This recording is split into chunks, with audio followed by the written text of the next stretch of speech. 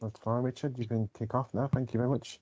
Lovely, thank you. Just the user researcher in me is going to say this. Obviously, if anyone doesn't want to appear in the video, obviously, Japan, they might pop your video off. That would be fantastic. And then, likewise, things in the chat. There are some interactive bits. Just bear in mind, obviously, that will be recorded as part of the session too. That's my user research hat coming on there. Standard. So just to say good afternoon, everybody. It's lovely to be able to have a bit of a chat with you today about all things user research. So a little bit about me and my background. So I am currently the head of user research at a company called Methods. Methods is basically an organisation that works with public sector organisations across the country to deliver excellent public services. And as part of I'm at the moment the user research coach as part of the customer program, which we'll talk a little bit about in a bit more detail as well. So a bit about me. I joined Methods in November of last year. I've been doing user research type stuff for the past 8 years or so, which is mad. And that's from a local government background. So for about 2.5, 3 of those years, I was the lead user researcher at Hackney Council. And that team sat within digital and customer services within that organisation. And before that, I'm a Hertfordshire boy, born and bred. I was living in Stevenage. I know, poor me. But I worked for Hertfordshire County Council, again doing something similar for 5 years before that. Just to give you a bit of a flavour of some of the things I've worked on. So whilst working with colleagues in Hackney, obviously, from March 2020, the world changed for us in terms of everything to do with coronavirus, and local authorities, including, I'm sure, colleagues on the call, had to spin up services, often not knowing necessarily what they were at the time because things just kept constantly changing, to support some of the most vulnerable people within the borough, as it was when I was working at Hackney at the time. And so from scratch, looking to cover things like food delivery services, making sure that people got the medication and what have you they needed, and spinning up a whole brand new process from scratch in a relatively short period of time, and doing that then with people at the heart of it. So constantly working with residents, as well as also council colleagues, and in particular the wonderful voluntary sector within Hackney, to create something that became the Here to Help service as it currently is now. I think one of the things that I did in particular of kind of around that was working with residents and contacting residents and chatting to them. Obviously more difficult when it was can't do that face to face, so a lot of it was often things like this or over the phone, and finding out a bit about them and what was going on in their lives. And obviously you can imagine some of the stories from people that were might lost their jobs, were concerned naturally about their families and themselves, and kind of understanding that, and then understanding a little bit about what might happen in the future and what help and support that people might think that they need going forward, because that was key for us to make sure that the service that we developed kept changing to meet those needs. That's probably one of the biggest challenges that obviously we've all faced over the past couple of years, but also covered things that people are still equally passionate, well, not equally, but passionate about still, including things like your waste and recycling, your potholes and things like that as well. So I've got a bit of a background in all that kind of lovely stuff. So hopefully come from a place where colleagues on the call can appreciate kind of the day-to-day challenges that you might have as well going forward. So a little bit about today and the time that we've got together. I want to chat a little bit about just a bit of a background for people that might not aware, because some of this invite went out to a wider audience than normal, about why user research is important, when you should do it, the kind of things, the kind of tips and tricks and techniques that we use in order when we conduct user research, and then a little bit about our work here in Birmingham and some of the work that we've been doing around the customer program, along with leaving a little bit of time at the end for anything that you want to throw my way too. So this is kind of the diagram on the left hand side you've got there is by a gentleman called Simon Sinek, and he's a British American author and inspirational speaker, and done a lot of work with organizations around the world, and he came up with a book in 2009 called Start With Why. And the kind of premise behind it is that he developed this kind of golden circle. So it was working with successful leaders and successful organizations, the key thing is always to start with, why are we doing this in the first place? And that's a little bit about what user research does. User research is really a technical term for working with people, ultimately, and working with people and using the right techniques to understand what it is that they need, not necessarily want, what is it they need, and then likewise across in terms of the organisation and organisational goals that feed into that, and then come up with ways in which we can then meet that need and test those out with people as well to make sure that they work. And so the whole thing is understanding a little bit about us as human beings. So I always say I've got the best job because it means that we get to chat with people, and that's much better than any other job. I think, and again, likewise, all the colleagues on the call that have direct access to citizens, making things that seem really complicated simple, and kind of taking the opinion out of decisions that we make. So as much as possible, using data and insight from residents, from other colleagues, in order to make sure that we make the best decisions. And all of that's only good if you can communicate that back in a way that resonates and lands with the people that you're working with. And so when I interview people, spoiler alert for anyone, top tip for people, but one of the questions that I always ask is that at the end of the day, you can do the best research, the most robust research, you can speak to the widest range of people, but if you don't successfully tell anyone about it, it's a bit of a waste of time, because nothing's going to change. And that's what we want to do, is the people that we work with, whether they're staff, residents, citizens, businesses, we want to make sure that when we use their time, it's going to be for good, and something can actually happen at the end of it. So there's a lot of storytelling within the job of a user researcher as well going forward. And obviously they would work closely with colleagues in other disciplines as part of a project, including potentially people like business analysts. Nathan, are you going to come in with you with a question? Or? Yeah, there is a question. Steve Bruce put a question. So Steve, do you want to read the question, or I can read it out? An issue I found as a BA working with a user researcher is I talk to senior stakeholders who are interested in developing a new process to fit the changing environment. Then the user researcher talk to end users who are focused on making the current broken, out-of-date process easier. Then the user research claims their research is superior and is what we must do, pushing it through regardless of stakeholders. Is this a common problem, or do I just have a bad user researcher? Oh, Steve, great question. I mean, I won't necessarily comment about a particular person, but seriously, I think you're at the end of the day, for a user researcher, making a process that currently exists better isn't necessarily always the right thing to do, because the process, do we need to do the process in the first place? Actually, if we truly understand people's needs, there might be ways in which we don't even need a process because we can do it in a different way or what have you. So I think actually it's less about thinking, should be less about thinking about it in the lens of the service, the process that you're looking at the moment, and just tweaking it to make it better. Fundamentally, a job of user researcher should be to challenge whether the process should exist in the first place, and then work with colleagues, including BAs, in order to, once we've got that understanding of what the need is and why we're doing it, and that's the key thing, then working together as a team to kind of map out what that looks like going forward. So yeah, that's from my perspective, that's what I'd oh no, okay, I'll carry on. Lovely, great, thank you. So our next kind of slides, kind of talking a little bit about why invest in, and so we've kind of covered these areas. It's understanding about what it is that people need, the why.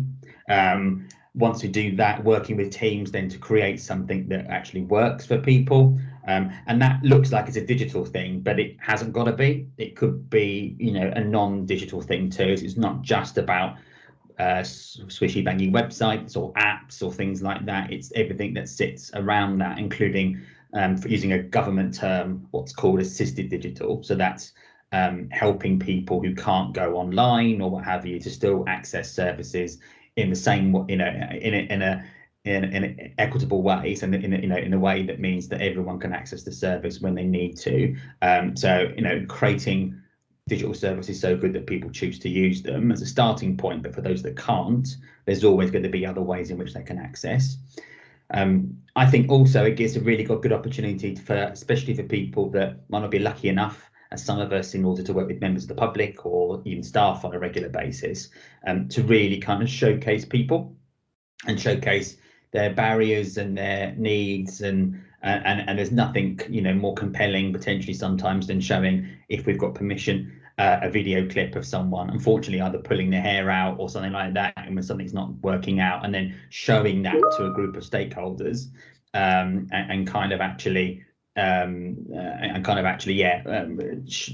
showing how can we not help this person in order to be able to do the right thing. It's quite a compelling thing to do. And by doing that, naturally, then we achieve what the organisation wants to achieve as well. So that might be via, you know, from strategies, what have you, that have been greened by Cabinet. If we tie all that together, it means that we can achieve what we want to as an organisation as well. Eve, I'll pick up on your question as well, if that's all right. So just to read it out, I work in a neighbourhood advice and information service. I've chatted to a few colleagues of yours, it's lovely to see you. And we interview customers face to face in our offices. Does user research encompass new ways of gathering customer feedback, satisfaction surveys?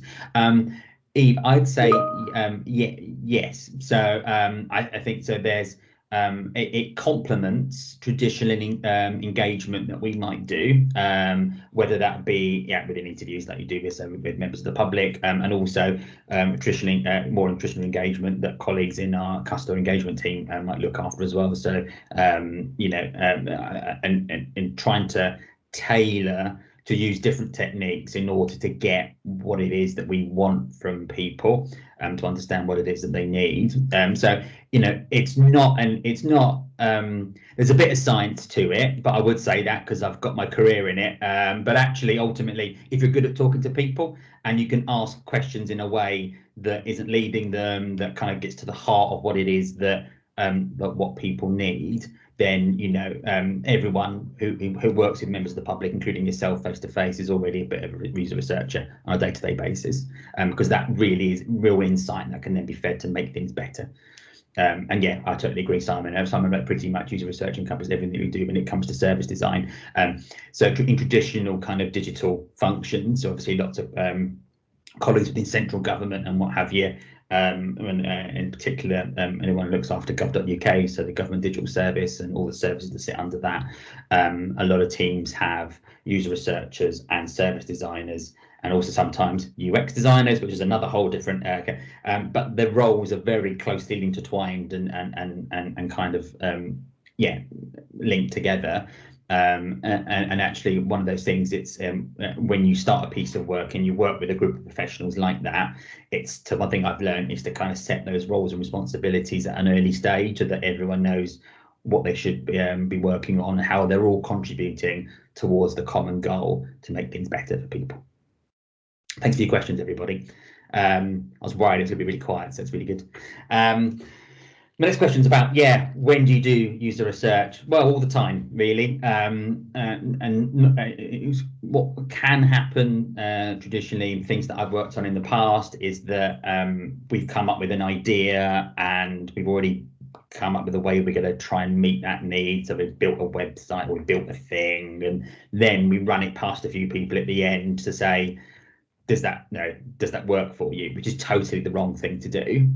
You know, not 9 out of 10 people are quite nice and just say, yeah, I'll have one of them, even though actually they don't need it. And so what really, in terms of user research, and to get that kind of, as Simon said, kind of that end-to-end journey, like the service design, is to understand whether there's a need right at the start, and then constantly throughout that kind of, so understand the problem, as we're on the slide, and then coming up with ways then as a team you can maybe solve that problem.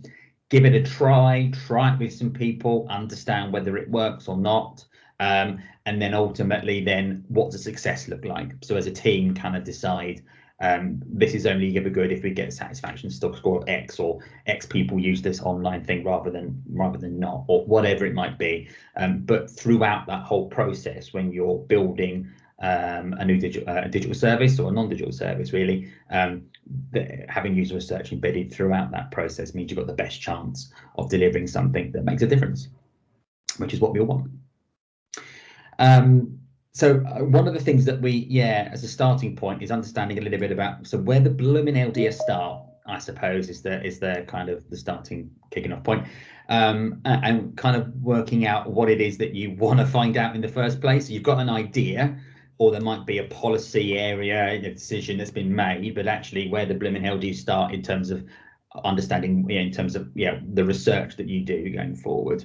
And so it's kind of coming up with a bit of a hypothesis about, so basically an idea, a thing that you want to test out, which is already probably based on some data you've got your hands on, or by a policy decision that's already been made, as I say, and coming up with a way of testing that out to make sure you can find out one way or another whether or not you can prove or disprove your hypothesis, whatever that might be. So, for example, it could be something like if we introduce screens at our household waste recycling centres that tell people how long it is to queue, that will increase customer satisfaction. Now, actually, I know for you folks, you've got the appointment booking system for your waste and recycling sites, which actually, just from a bit of research that we're doing in residents, quite positive about, which is great.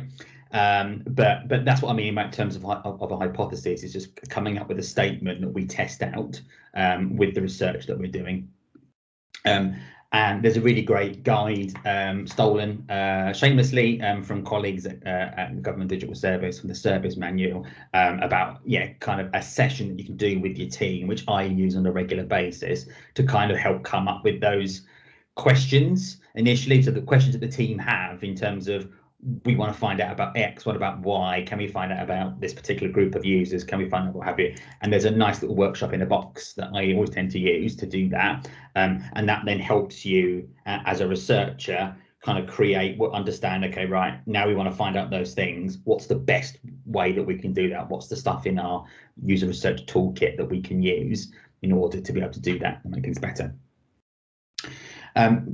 And then that's kind of, in terms of what kind of research methods should we pick in order, to kind of get that insight. So kind of links into kind of Eve's question about some of the things that we do. And there are lots of different things that techniques that you can use depending on what it is that you want to find out, or where you are in terms of the progress of your of the project that you're working on, depending on whether you want to find things out that are more quantitative or qualitative, and also things that are more understanding about people's behavior and how they use a thing, more about what they need, kind of attitudinal, but is on this scale. And there are lots of elements within that. Robert, I'll kick in with the question. In the process circle that you've just outlined, user experience to me seemed to be quite late in the process. If we want to be customer centric, doesn't this need to be from the outset? Was that this, Robert? Do you mind coming on part of the call, and we can? You mean the slide? Is it the? It must be the one with the circle, I think. This one. Yeah, I think. Yeah, brilliant. Thanks, Robert. As I say, I think the user experience in that particular context is the thing that we've come up with. Does it work for people? Does it, so does it meet their needs?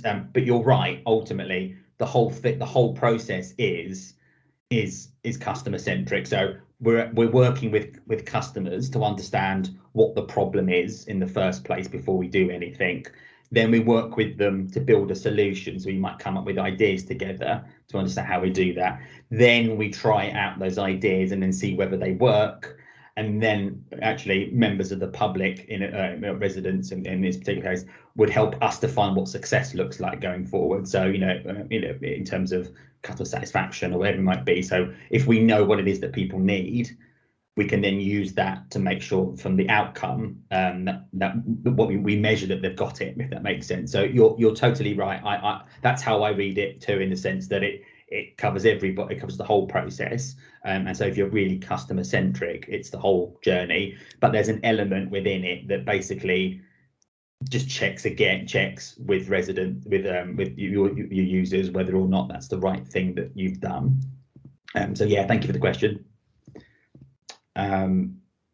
When it comes to picking some of these techniques, there's loads on them. We're going to touch into a little bit of some of them as well in a little while. There's lots of It's a couple of things that we just need to kind of work out and decide. So you've got this kind of thing around moderated versus unmoderated. So for people that are moderated, basically what it means is there's someone physically there that is guiding the person, the user, whoever it is that we're doing the research with, to understand what it is that they might need or test things out with them. So that normally means we're having a bit more of an in-depth conversation. So that's something normally face-to-face or something like this, when we're trying to glean information from them, and you have direct conversations. But obviously, because that's for people power in terms of staff time, as also with their time, the cost of that can generally be higher. On the other side, what you can do is come up with ways that you can do unmoderated testing. So that's stuff that might be potentially through things like surveys even, and stuff like that, as well as more automated tools that you can send something out and basically people can then get involved within their own time, which means it's more flexible, because it means you haven't got to have someone sitting there all the time with you in order to do a thing. But you don't always necessarily get the same kinds of levels of insight that you would ever get when you're chatting with people face to face. So normally you do a blend of both, because then you get kind of the rich information that you need from the moderated stuff, but also then some of the numbers, the quantity, often with the unmoderated. Just picking up another comment on the chat from Robert. Thanks, Robert. So the piano problem, you can say that word, is customer service in councils. Who is the customer? Is it the residents of Birmingham, the service managers in the council, the members, or the person paying for the research? Really good question. So actually, I think from obviously the organisation probably have one kind of view on this. From me, and I mean, we've been doing a bit of research with citizens looking at the customer service charter and the customer service strategy. And one of the things that kind of comes out of that is, what does customer mean to me in terms of that? Am I a customer? Is it a business? Is it what have you? And ultimately, it's from the perspective in terms of the research we're doing, it's the people of Birmingham, regardless of whether they are running a business or whether they're a visit. Actually might be visiting at the time, but it's the people within the city. But there is a lot of debate, even in terms of what term we use when we're working with. Is it citizens? Is it residents? Is it, and it needs to be something in a way that, as much as possible, as long as it doesn't exclude anybody when we're working with people. But yeah, I think that's one of the things that as an organisation, it's quite hard to kind of come up with a term that, especially something as broad as a council, where we're providing services arguably to everyone within a locality. It's hard to come up with a term that might accurately represent them, especially when people might be visiting and that might count, or businesses, as you say, that might count and what have you. So no, but it shouldn't be the people paying the research. It should be the people generally that you're working with. Next question about kind of that remote or in person kind of. Obviously, this has kind of been dictated a bit to us more because of the pandemic, and it made it so much more difficult to be able to get hold of people, in particular those obviously that have access needs. So they might have access to the internet straight away, or English won't be their first language, or might have some form, might have a disability or what have you, that means they're not able to use technology, or may someone else to help them to do so. So it means that it's made it much more difficult. Obviously now, as things in terms of restrictions in terms of coronavirus and things change like that, that will change, but it has made it more difficult to actually get hold of the variety of people that you want to, and so it's made our jobs more difficult. Doesn't mean it's not impossible, but it does take time, and that's kind of one thing I think definitely worth to flag. I'm sure we'll send the slides and stuff around afterwards, but there's a link there to a guide that I created in my old job, which the colleagues in Hackney have been showing everything publicly, which is great, and in particular that kind of covers a little bit about how some of the tools and tips and tricks to kind of get in place if you are doing this type of stuff and it's not with somebody face to face going forward.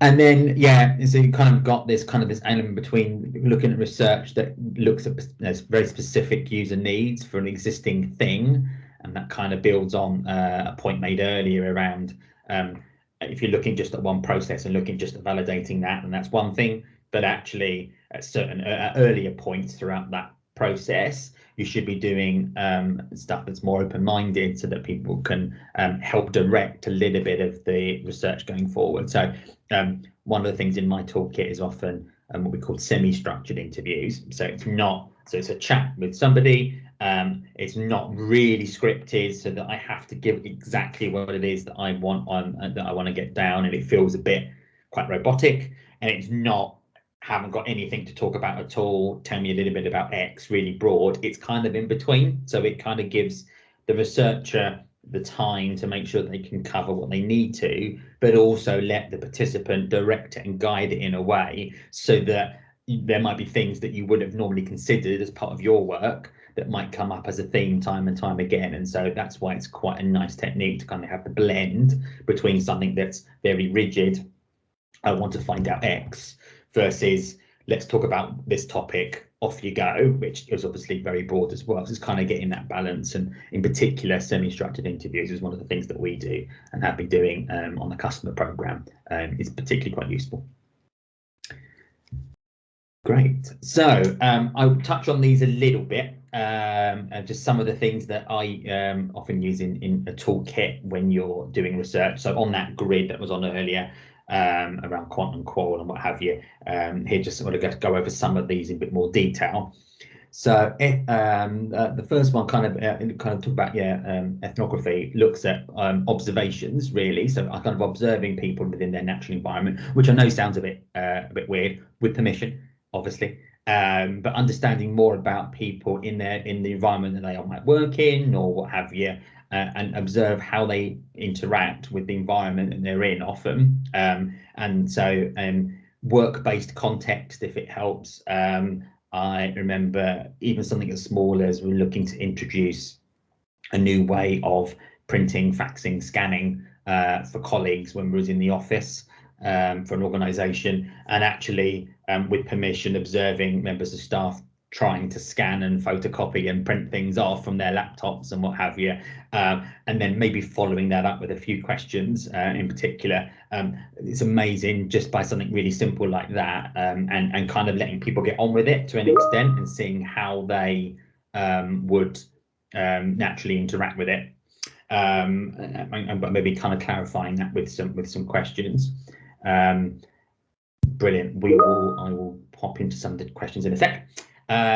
Interviews, obviously, as I say, I mentioned before, you kind of got that being quite rigid and down to something which is quite flexible, but in effect having a chat with people, being very careful about the types of questions that you ask, obviously often opening up with open questions that kind of get people to talking, and then if you need to kind of probe down into particular topics, allowing lots of gaps for silence, because actually that's when participants, no matter who they are, often feel like they need to fill the gap. And that's when you find out some of the gold, the really interesting stuff from people. But as a researcher, you're kind of sitting there going, I want just, you want that, you want to talk as well. But actually, by asking the right types of questions and leaving gaps and silences in, it means that you end up trying to get some really important insight from people. And as I say, it's less about, it's finding out more about what it is that they need, rather than initially, and there might be a thing which you then want to validate something that you've already come up with as an idea, but it's definitely important to understand more about that kind of the kind of needs-based type stuff. Surveys, one of those things that actually people think, oh, it's quite easy to do a survey. It is, but to do a survey well is quite difficult, and coming up with a way that you can ask questions and that kind of both closed questions with maybe Likert scales or things like that, where people pick a selection, as well as some open-ended questions, and doing it in a way that gets what you're looking for, rather than just validating a thing, people just saying yes, can be quite tricky. But combining those three things together in particular means you often get the numbers from the surveys, but then kind of the rich information from the observations in the interviews that you can then use to back yourself up. and that's quite a compelling story then to tell stakeholders. Diary study, something similar, but basically it's as it says on the tin, kind of getting people from on a longitudinal basis to normally give us a thought or a view about what about their backgrounds, what they might need in the moment when they're doing a thing. So that can be a physical book, physical diary that you give people that they often write in, and that's to say quite a longitudinal thing that you want to do. So if you think that especially when it comes to thoughts and feelings, that they might change over time. So, for example, if it might be around the coronavirus, during coronavirus, and people checking in at certain points, I've done it before with colleagues from contact centre. So actually using the tools that they've got and focusing on a particular service area, understanding at points throughout a couple of weeks, what it was like working for them, working in a particular environment and using particular bits of software and what have you, and how that might have changed depending on whether it was busier, whether time of day, things like that, which means we got a richer picture than it would have been me asking them that in an interview. So yeah, obviously it's quite time intensive for people to do, but you can get some really rich stuff from it. Guerrilla study, that's literally grabbing people on a street often when you can, and then with permission, and asking them, you might have an idea or something you want to show people, and getting them to get involved and give you that really quick kind of couple of minute feedback. And you might think, that in isolation, no, you shouldn't just do that and that's it, because that might be spoken to two people and it's really quickly. But as part of a range of other research methods, it can be quite a way to quickly just test out some ideas. Appreciate you've got to do some more research later on, but I'll give you an example of how I've used this. There was we had evidence and some insights to suggest that there were people within local authority that I was working for that were really passionate about kind of getting involved from a kind of a citizen activism kind of way. So actually getting involved to make small improvements to where people live and what have you, but they felt that the council at the time was inhibiting them from to be able to do that and do those kind of, might be put some plants out and X in or whatever, and the idea was that if we could come up with some ideas that we could quickly test out with people that we knew are from those particular areas, who actually ran out and saw people as a starting point, it meant that we can start to test some ideas out, whilst appreciating that obviously that's not the be and end all. We have to do more research on top of that. Card sorting, when literally if you're looking at categorizing something, so whether that be a website structure, or it hasn't got to be a website, it could be things like phone IVR. If you're on the phone, you press 1, press 2. Why it shouldn't just be a bunch of people that sit in an office that come up with that. It should be the people that use it. And so actually there's a couple of techniques you can do where you ask people to group things in ways that make sense to them. You can do that in person with post-it notes and things like that, but also electronically. There's some tools online that you can use to do that. And then basically it comes up, if you use a tool, it comes up with an average of what people said. And then you can use that then to test out that further in terms of, so for things like website structures and, as I say, anything that you need to categorize stuff with a particular group of people, that's a really good one to do. There's some design techniques that you can use when working with people. So if you're right at an early stage and you've got a hypothesis, that idea to test out, but there's something still that you want to design with people, you could do, there's some the Google Design Sprint kind of work. It's brilliant, things like how might we statements and crazy eights and things like that. So there's some techniques out there that basically make it less chalk and talk, or maybe a survey, writing things down, but getting people to get involved in a more design-based way, in a more visual way. And then usability testing, when you've got a thing, obviously testing that out with people going forward. I'm just going to put a couple of the comments. Nathan, is there anything particular it's worth you to cover at this point, or sure? Just one comment from Stephen Booth said that all these are requirements of elicitation techniques taught in CPAP and BA diploma courses. Now, as a BA, I know some of these are covered in there. I've come across those in part of the sort of like the research part. I don't think it's just a question. I think it's just a point Steve was making. Yeah, as I say, I think there's lots of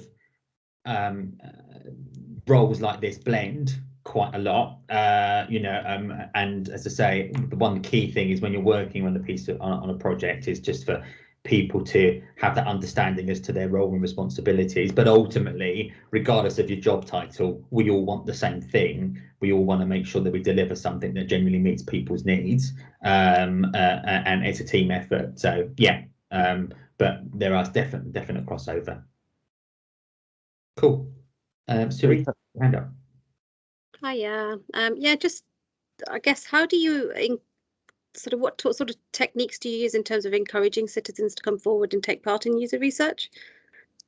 Great question. Yeah, so I mean, with often working in previous local authorities, there are a lot of people out there that are really passionate about their local area and want to make a difference, and so they're the low-hanging fruit, as it were. They're people that are easy to get hold of because they might be able to get involved more, maybe because of time or things like that.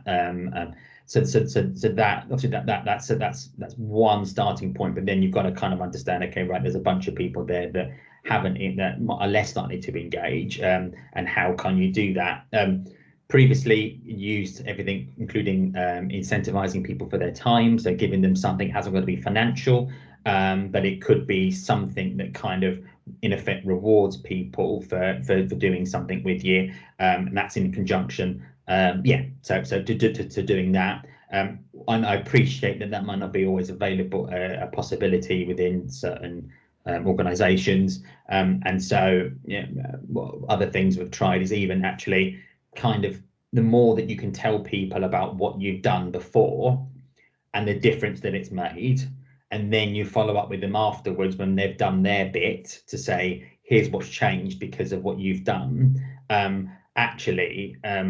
People are more likely to then be engaged going forward. And if I had I've had a pound every time I walked into a library within the two councils I work with, and actually just spent a bit of time with somebody, weekends as well, especially during the summer reading challenge when there's kids about and things like that, maybe with families, and then you spend a little bit of time, a bit guerrilla style, and you ask them some stuff. People would say, I've never been genuinely asked. I never feel like I've had the opportunity or I've ever been asked by anyone what I think.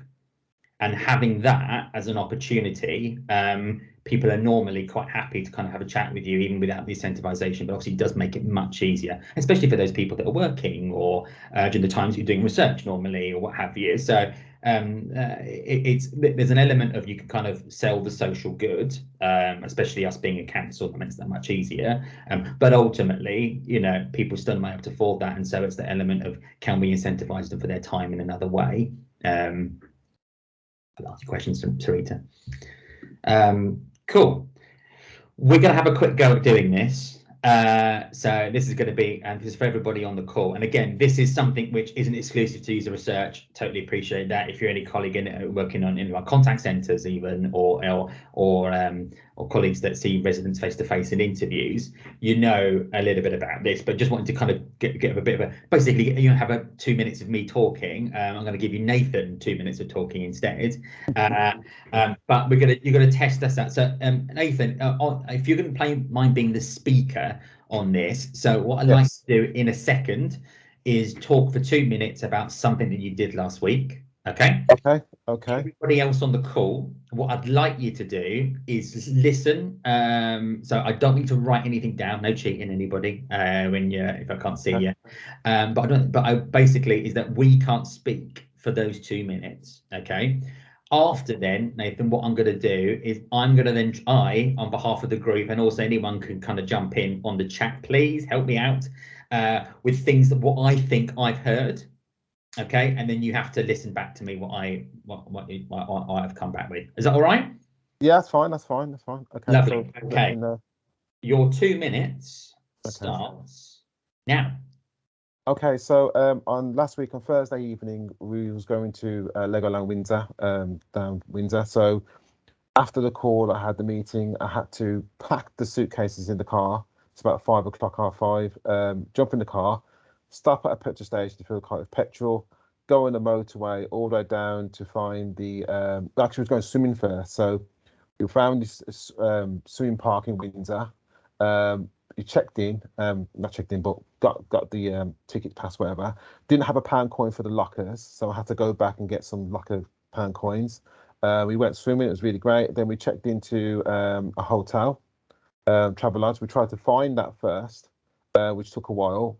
And then the kids wanted something to eat, so we had to find something to eat. And then the missus wanted some particular food because she's gluten-free, so we had to find a restaurant that done gluten-free takeaway.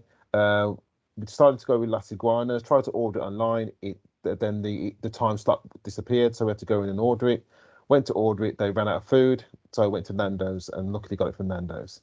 The next day, we checked out and went to Lego Park. It was really great. I spent the whole day walking around, going on different rides and looking at the stuff. When the park ended, there was a massive queue to go to the Lego shop at the start, at the entrance. So we waited there for about 20 minutes and then went in the shop and it was really busy. Got the kids some Lego stuff and then got into the car.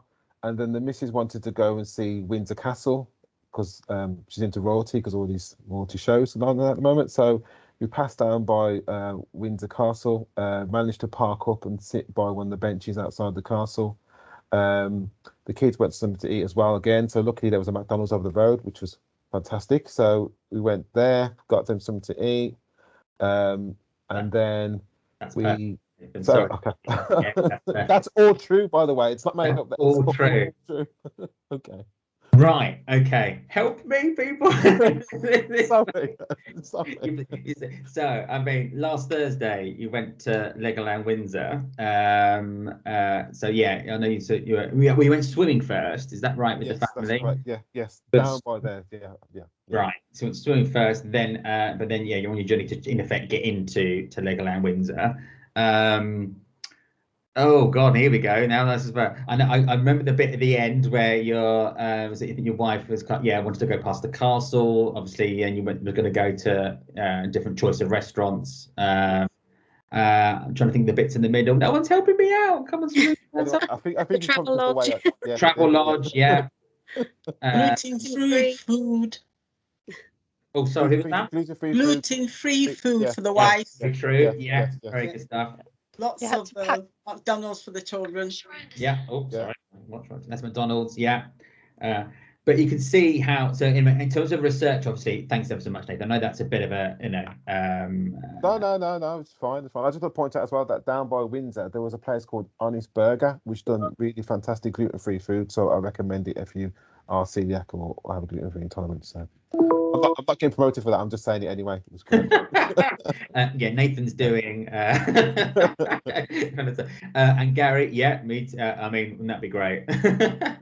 Yeah, can't get change. But I mean, the idea is, I mean, from a researcher's perspective, obviously, you'd normally be writing notes at the same time. You might have somebody with you that would also be writing notes or be recording the session. But the idea is that you've got a guide sitting in front of you, that there's certain things that you want to cover, and yet actually you're trying to actively listen to the participant at the same time. But then in your head, think about, right, they've just said X, I need to work out where Y is, and then, or I have to come back to that, or have you. So in order to make it sound like a natural conversation, you'll be jumping about the types of things that you want to ask. So it's a real skill to do it. And naturally, being human beings, we're going to miss stuff out if you write notes. That's why it's really important as much as possible to record the session if you've got permission and to be able to do that. But just to really, and it's the same with you working with somebody, with the resident on the phone, or again face to face if they pop into one of our offices, is that kind of that understanding what it is that they need, but in the same back of your head, you're still thinking, what am I going to ask them next? To make sure I really understand what it is they need is quite a difficult skill, and one that anyone works in a member of the public, you're honing on that constantly. Nathan. Yeah, I think it's to point out that I think it's you've only got the sort of like most times one opportunity to get that information. You can't go back to the person, so ideally it would be good to record it, but as long as you've got a structured question and answer, a structured question, that you can get the information that you want, the valuable info. Totally, yeah, you're right. And then it's the skill then of the researcher to kind of get that in a way, as I say, that naturally flows within the conversation, so it doesn't feel like people are being grilled and saying, tell me this, tell me this, tell me this. It's kind of a people might mention something up here, and then in your head you're thinking, right, I need to add that in, and all that, and then all that might be something which you're not expecting, that you then want to delve into a bit more, and then come back to what it was that you're looking at before. So it's a real art, it's a real skill to do. But yeah, to say anyone that works in members of the public definitely can get involved with that. The UIs are just from Stephen. The UIs I've always worked with, always record the session and run it through a system that does speech recognition to transcribe and does that. Yeah, totally, Stephen. There are definitely tools out there that you can use to do that. Obviously, some of them aren't 100% accurate, and so it does sometimes require someone to go through it again. But at least it kind of helps you with initial analysis. That means you can kind of work on that stuff quicker. So totally, yeah. Thank God for technology in some respects. But anyway, just a little bit of a flavour about some of the stuff that we've been doing already as part of the customer programme. So obviously, it's responsible for, the programme is kind of responsible for the implementation of the customer service strategy, which was approved by Cabinet in December. And as part of that work, we're doing a bit of research across different multiple work streams to ultimately understand what it is that people need, and then also kind of validate our thoughts around what the strategy should look like. So working in conjunction with June Marshall's team, who's our customer engagement manager, we've got a customer service strategy and a customer charter, so basically something that residents can use in order to kind of hold the council to account. And we're testing that. We're doing some design work with residents in order to be able to do that. There will be more coming out about the customer service strategy in due course over the next week or two, a bit of a launch with staff, but that has been something that has definitely been designed with members of the public. We're working, so initially looked at some of the top 50 service areas, so by top 50 things around and the numbers of requests made online, the number of contacts we might have over the phone, a number of comments that we might get about a service, the official complaints that we get about a service. We're looking at all that information in the round, and then the idea is that working with a couple of service areas initially to understand from a citizen resident perspective initially what their experience was in accessing those services, in particular around waste and recycling for miscollections, highways reporting a fault, and also housing repairs. But also we're doing a piece of work separately with colleagues in the bereavement service too, to do a bit of work around that. Working with colleagues like yourselves to understand what it's like delivering those services from your perspective and things that work well or not so well, and also at the right time with businesses. So for example, when we're working with colleagues in bereavement services, looking at people like stonemasons or funeral directors that have an integral part of the service that's ultimately delivered to members of the public. There's lots of stuff we already know. We're definitely not starting from a blank sheet. So there's a piece of work that happened earlier last year around the digital strategy, and there's a lot of user research done around that. Obviously, there's lots of information that we can get our hands on in terms of numbers of calls and complaints and all the work that June's team have already done as well. So it's not starting from a blank piece of paper. We're using all of that to understand, as I say, what works and what doesn't work for people across key council services. At the same time, while we're doing that, is we're kind of understanding a little bit about what good looks like for people. So we're understanding a little bit about, from a resident perspective in particular, can you give me examples about what you think, what a good level of customer service is in general away from the council, and then we bring that back to kind of say, is that possible? Do you think, what are the barriers that the council might have in applying what that good looks like to our services? And ultimately we'll lose everything that we've come up with to come up with something that we can use as a bit of a template, a bit of a blueprint, as a starter for 10 when working with colleagues in service areas to say, okay, right, this is what we've learned, this is what currently happens, this is what good could look like going forward. Appreciating it's a starter, so we have to do some more work to refine it, but basically here's a bit of a template that can be used to kind of emphasize what the customer service strategy set out to do to deliver a brilliant service to the people of Birmingham. This on the slide, there's a piece of work I did with Hackney on similar, so basically coming up with kind of key headlines in terms of what good looks like. So it might look like something like that, might look something completely different, but we're going to be doing that over the next couple of weeks. That's it from me.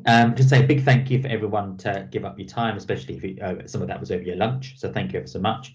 And then, yeah, if there's by all means anyone got any other questions, and I've been kind of going along as well, but by all means, yeah, throw them my way.